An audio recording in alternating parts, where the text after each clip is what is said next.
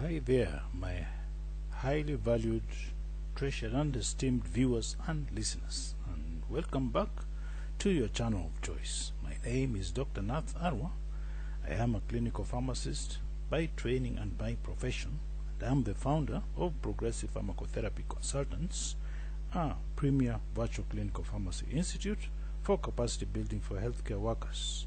The Virtual Clinical Pharmacy Institute with a difference, where patient safety, medication therapy management, and optimal clinical outcomes are very crucial and non-negotiable to us. Here, we seek to remain your premier source of crucial tips for high-impact pharmacotherapy services. So I humbly urge you to sit back and spare me part of your very precious time to share some tips with you which you may find useful in your line of duty. So I welcome you to part 68 of our Pharmacotherapy MCQ series.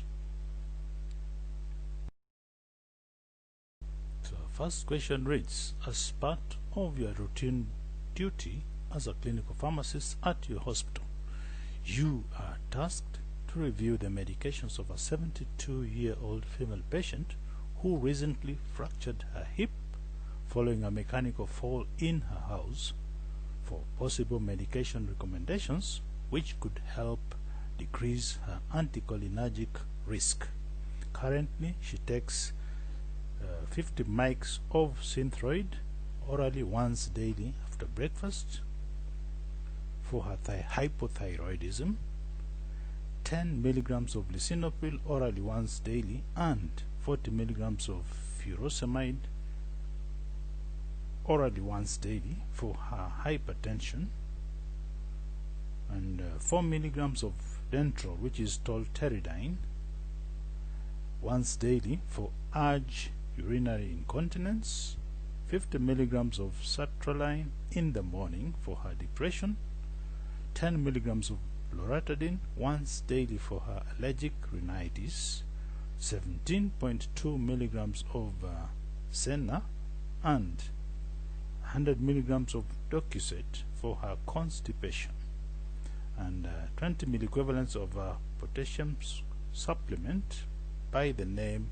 Chlorcon once daily orally for hypokalemia, and for pain relief she takes 500 mg Tylenol tablets, 1 to 2 tablets pro renata every 4 to 6 hours, with a caveat, a maximum of 4 grams of paracetamol within 24 hours for pain gauged at a rate of 6 on a scale of 1 to 10, together with hydrocodone co-formulated with paracetamol, 7.5 milligrams stroke 325 milligrams, 1 tablet Q4 hours when necessary, without exceeding a 4-gram paracetamol dose in 24 hours for pain when it reaches the 6 on a scale of 1 to 10 and exceeds that mark. So my question to you is, which of the recommendations listed below would be the most appropriate to reduce this patient's anticholinergic risk? Would it be changing sertraline to amitriptyline for the management of major depressive disorder, or would it be changing loratadine to cetirizine to manage the patient's allergic rhinitis, or would it be evaluate if urge incontinence started before or after the addition of furosemide, or would it be changing tolterodine to trospium for urge urinary incontinence? I'll give you 10 seconds to choose the correct answer.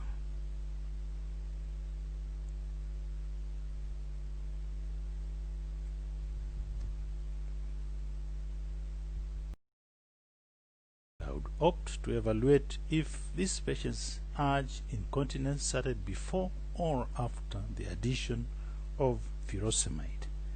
Now, in my opinion, C is the correct answer, and it's the most appropriate since it could likely decrease the anticholinergic burden overall. if the patient's urination problem occurred after the initiation of the diuretic furosemide. In addition to tolterodine, this may have been done due to polypharmacy, especially when we are trying to treat an adverse event caused by another drug. Now, this patient doesn't currently have documentation of heart failure diagnosis. So switching from loratadine to cetirizine, in my opinion, wouldn't decrease this burden, as they are at the same point value according to the Anticholinergic risk score, which we abbreviate as ARS. Now, sertraline being transitioned to amitriptyline would increase this burden and make the patient's situation worse, in my opinion. At this time, depending on which anticholinergic burden scale you use, changing tolterodine to trospium, in my opinion, is considered an equivalent change. Now, one should evaluate the whole ARS chart and ask the patient more about the specific symptoms, when they occurred, or when certain medications were added, as this can provide a clearer timeline for which symptoms occurred, and it can also assist in making additional medication recommendations. Now, I would like to add that one must look back at the ARS in order to see if there is a reduction when making a change. I would like to make a few comments about the anticholinergic risk burden scale. Now, drugs that appear on this scale are classified, awarded 3 points, 2 points, or 1 point.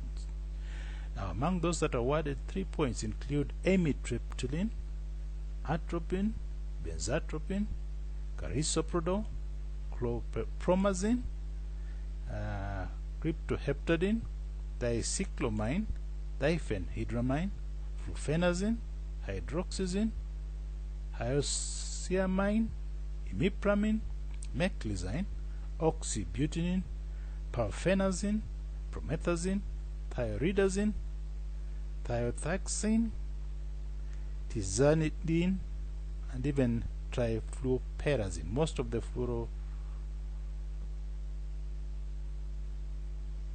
phenothiazine, belong to that category of drugs that are awarded 3 points. Now, if I remember well, among those that are awarded 2 points include amantadine, baclofen, cetirizine, clozapine, desipramine, loperamide, loratadine, nortriptyline, olanzapine, prochlorperazine, pseudoephedrine, and tolterodine.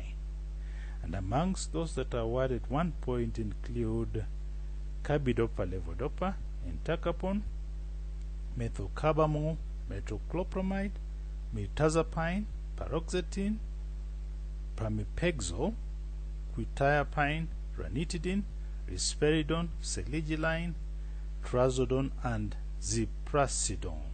Those are the ones I remember. So that's just a by the way to emphasize the fact that C would be the best option in this particular case. Let's move to the next question, please.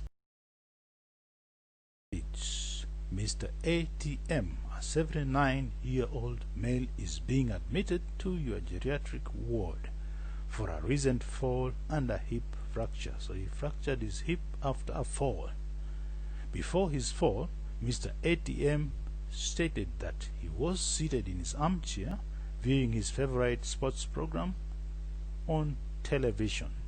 He felt dizzy when he rose or stood up to go to the bathroom to ease himself.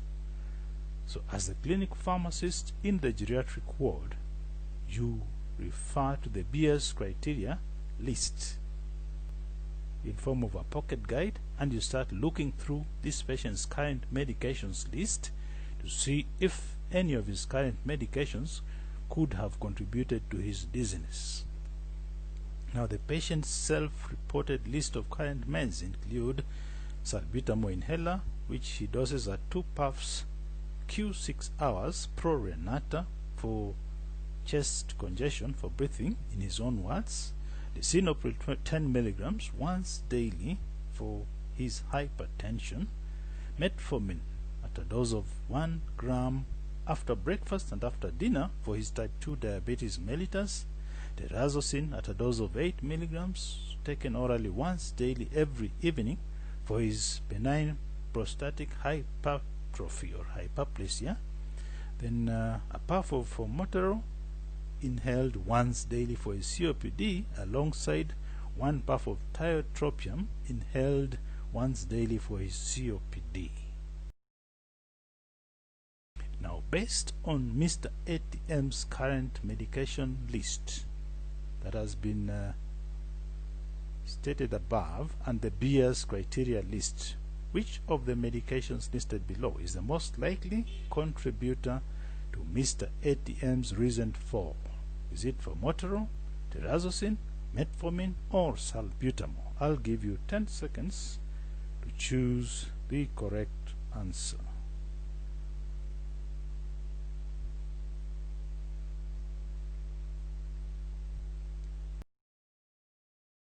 Terazosin it is. Now, it appears Mr. ATM suffered an episode of orthostatic hypotension, which is much more common with terazosin use. Now, terazosin is a well-known non-selective alpha-1 blocker, which primarily works by causing vasodilation of blood vessels, by causing smooth muscle relaxation, and thereby is able to reduce blood pressure.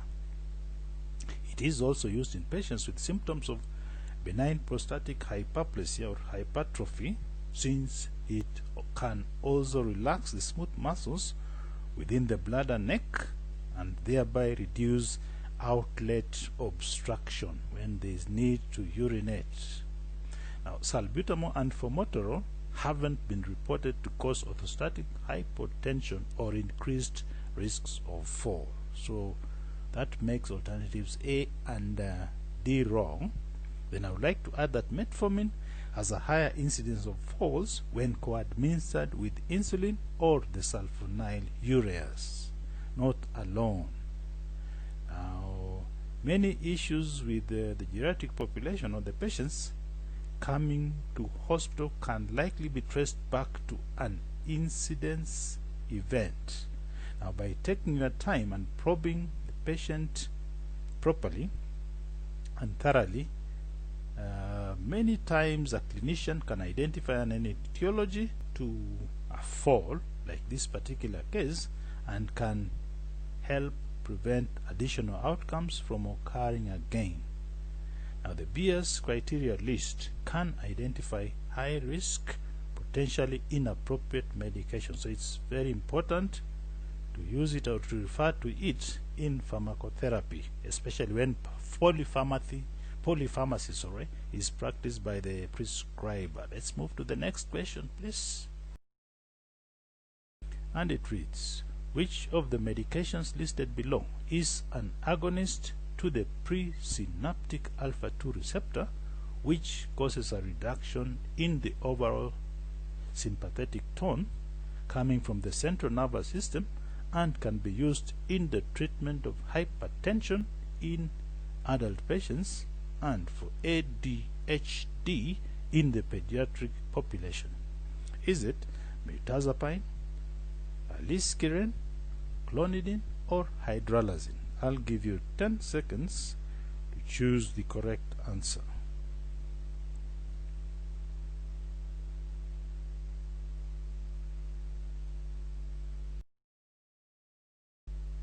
Clonidine is the correct answer. Now, clonidine, marketed as Catapres or Capevey, is available in the market. Now, Catapres is majorly used in the management of hypertension, while Capevey is used in the treatment of ADHD. Now, this product is an alpha-2 agonist, which is used in the management of both conditions. Now, alternative A, mirtazapine, which is marketed as Remeron, is exactly the opposite of clonidine. It is an alpha-2 antagonist, not an agonist. An antagonist used in the treatment of depression. Liskiren, on the other hand, which is marketed as Tectana, is a renin inhibitor which is used in the treatment of hypertension only. So it is not the correct answer to that particular question. And hydralazine, which is marketed as apresolin, is a vasodilatory agent that is only used in the treatment of hypertension. So D is not the correct answer either. Let's move to the next question. And the next question reads, which of the laboratory abnormalities listed below commonly occurs during the use of ACE inhibitors and is one of the main reasons certain labs need to be monitored? Is it reduction in serum creatinine, hypocalcemia, hyperkalemia, or is it hypernatremia? I'll give you 10 seconds to choose the correct answer.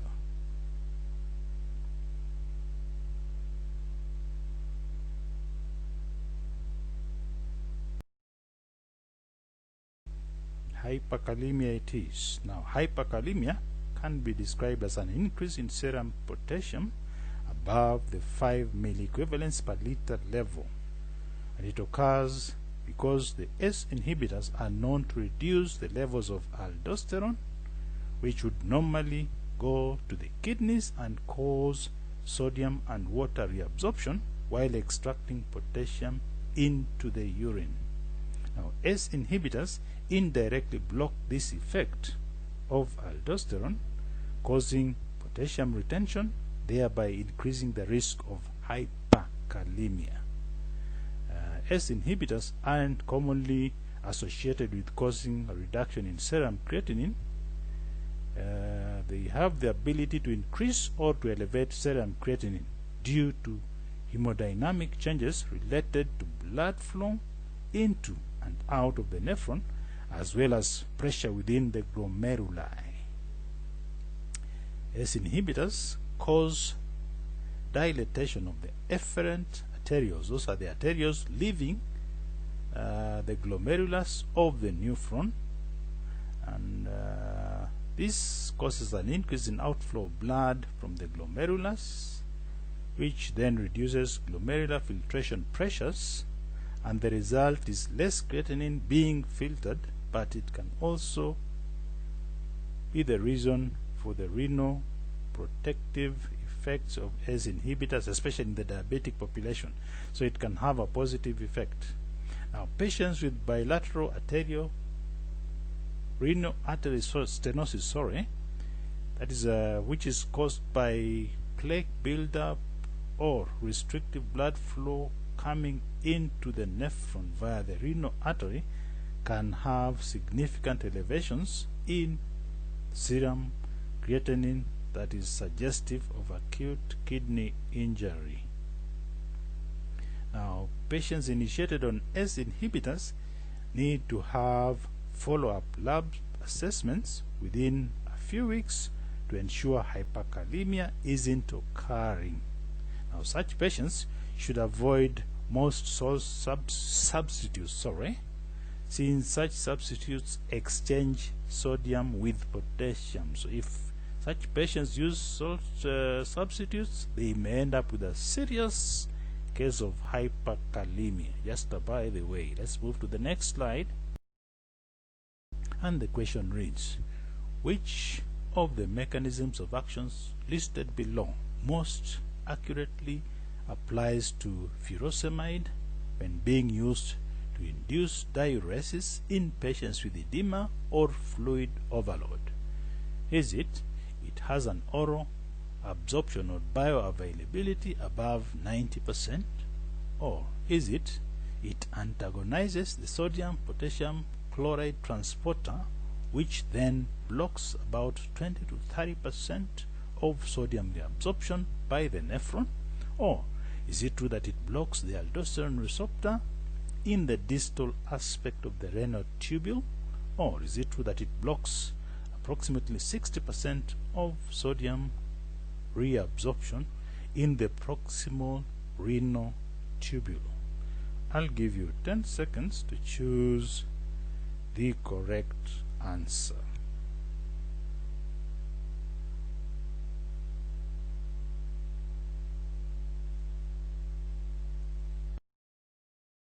So it is true that it antagonizes the sodium-potassium chloride transporter, which then blocks about 20 to 30% of sodium reabsorption by the nephron. Now, furosemide or Lasix is a loop diuretic that has the bioavailability of about 50 to 70% under normal conditions, and it works on the ascending loop of Henle, where it blocks the sodium potassium chloride transporter, and this transporter is necessary for the reabsorption of about 20 to 30% of sodium from the lumen of the ascending loop of Henle. That is the mechanism by which it works. Now, blocking of sodium reabsorption from the lumen of the renal tubule increases the excretion of sodium, and since water follows sodium, there is a net removal of both sodium and water, which we call diuresis, from the body. Now, I'd just like to add that bumetanide, which is marketed as Bumex, and torsemide, which is marketed as Dimadex, are the other more potent loop diuretics which have the potential to reach higher oral bioavailability of around 90% compared to furosemide, which is in the same class.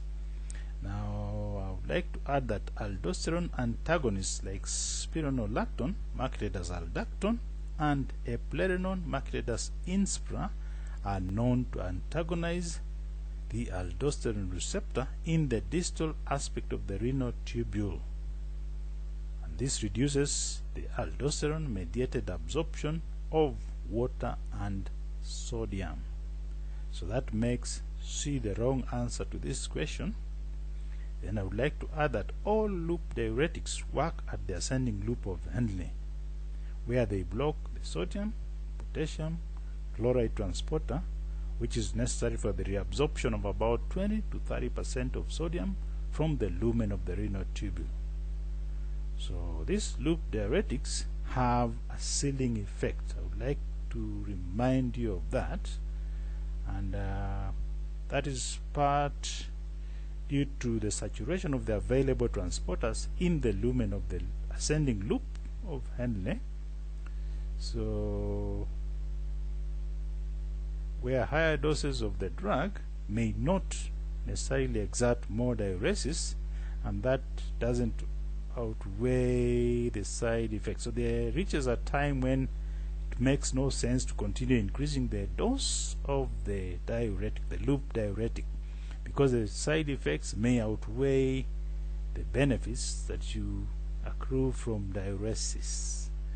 So one of the dose-limiting toxicities of loop diuretics, for your information, is ototoxicity. So be very careful when you treat patients using high doses of these loop diuretics. Let's move to the next slide, please. And the question reads, which patient population and genetic polymorphism listed below significantly predisposes patients taking carbamazepine to a severe life-threatening rash, which may be SJS or even TEN? Is it Asians and the CYP2C9*3, or is it Asians and the HLA-B*1502, or is it Caucasians and the HLA-B*5701, or is it African Americans and the VKORC1*2? I'll give you 10 seconds to choose the correct answer.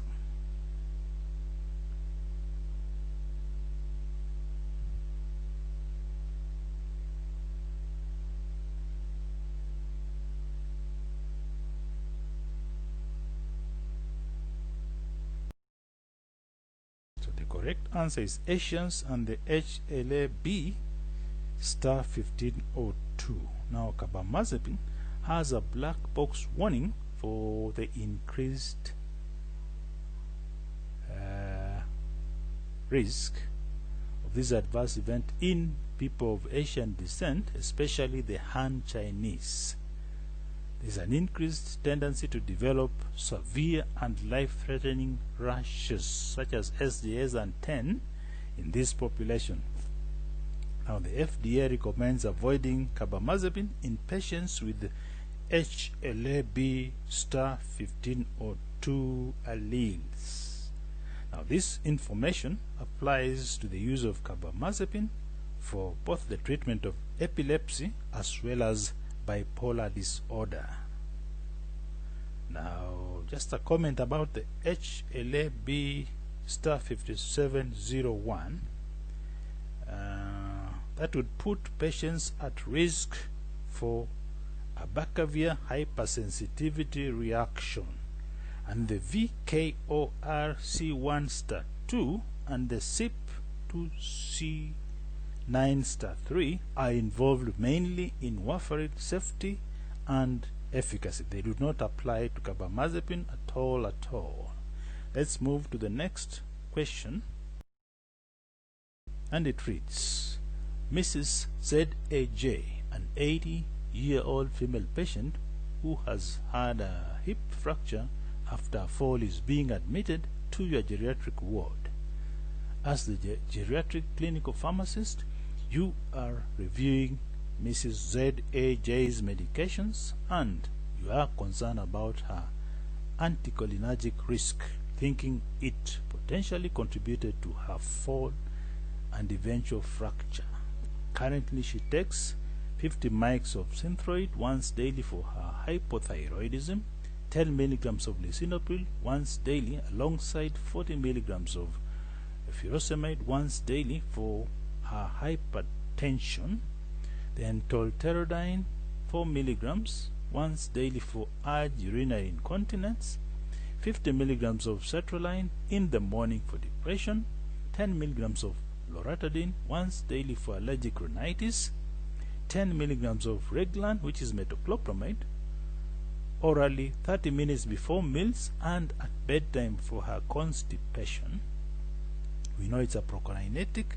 And then 5 milligrams of Cresta, which is rosuvastatin, at night for her hyperlipidemia, and she supplements 20 equivalents of potassium using a product branded Chlorcorn once daily for her hypokalemia, and she also takes Tylenol for her pain and fever relief at a dose of 1 to 2 tablets of the 500 milligram product Q 4 to 6 hours pro renata without exceeding 4 grams in 24 hours.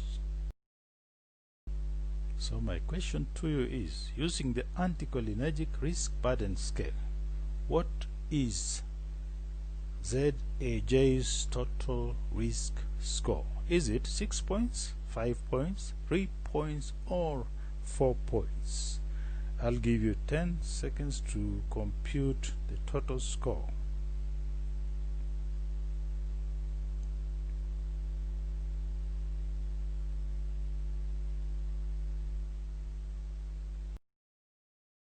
So she scores 5 points. Now from the list I mentioned earlier, ZAJ's medications have contributed to her fall and eventual hip fracture, which can increase both morbidity and mortality while also decreasing her independence and the ability for her to live at home.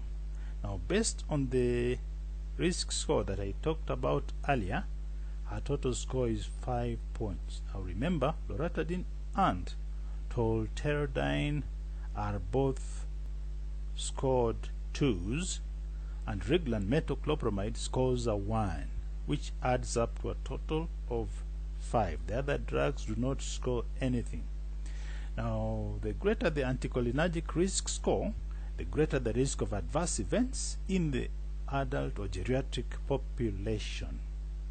Now, anticholinergic medications can greatly increase risks of falls, and the anticholinergic risk score can only tell us how many of the points a patient has, but it doesn't have specific suggestions on how to decrease this risk.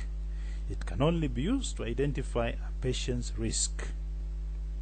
And this anticholinergic risk score can also be used to calculate a person's change in MMSE for worsening cognition over the course of a year if the agent in question is continued.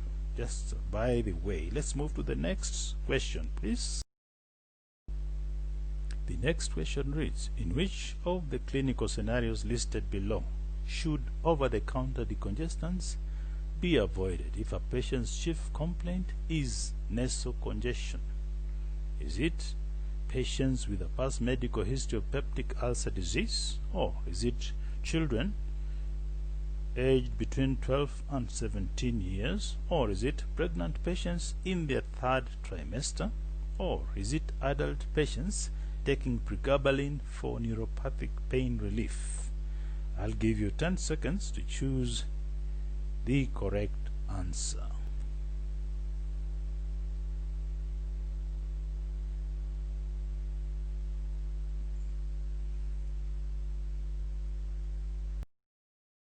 So C is the correct answer. Now, pregnant adults should generally avoid taking decongestants, and the main reason is due to the fact that there is a potential vasoconstrictive effect when these medications are taken, and this could occur even within the placenta, and that can lead to hypoperfusion, which could be very dangerous to the fetus. Now, pregnant patients can sometimes have preeclampsia, where their blood pressure is already pretty elevated during pregnancy itself, and decongestants can only worsen this situation. So OTCs for purposes of relieving nasal congestion which contain decongestants are a no-no in the pregnant patients. Let's move to the next question, please. And it reads, which of the genetic polymorphisms listed below is associated with allopurinol hypersensitivity syndrome? Is it CYP2C9-3, or is it HLA-B*5801, or is it HLA-B*5701, or is it HLA-B*1502? I'll give you 10 seconds to choose the correct answer.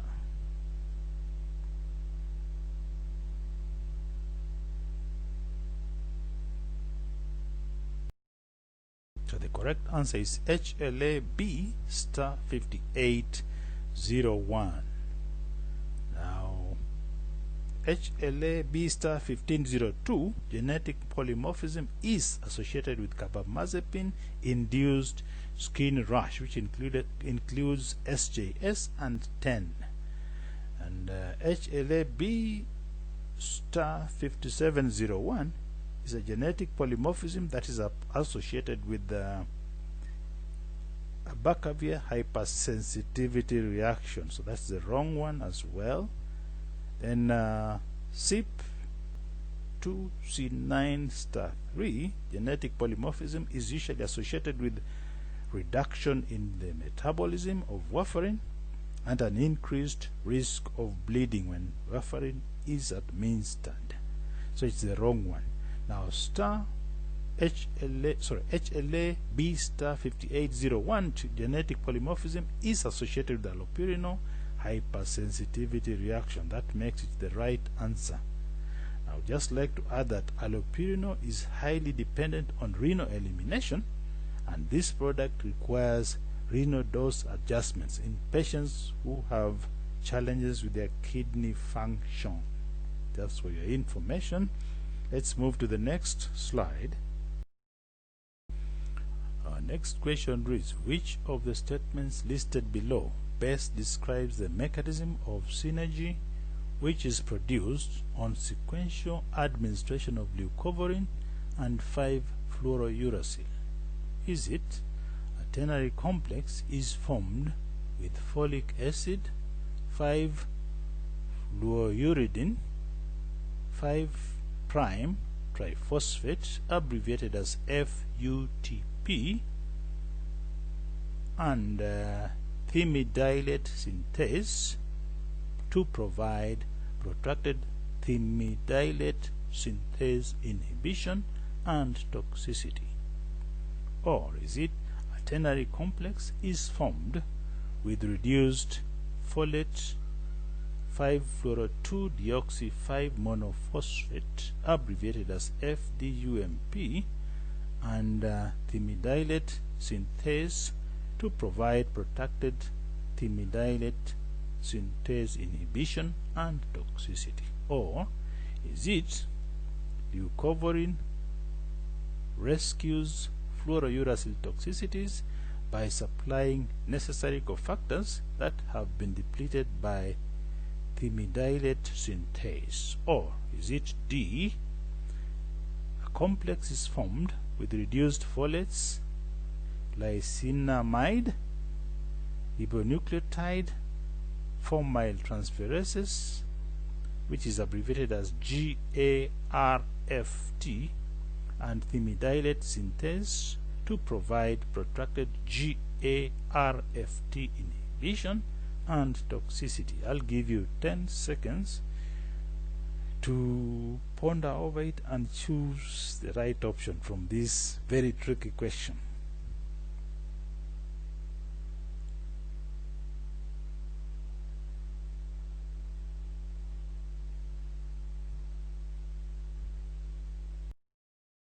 So B is the correct answer. Now leucovorin is able to increase reduced folate cellular levels and therefore increases the stability of a temporary complex formed from the association of 5-fluoro-2-deoxy-5-monophosphate, what we abbreviate as FDUMP, and thymidylate synthetase and reduced folate.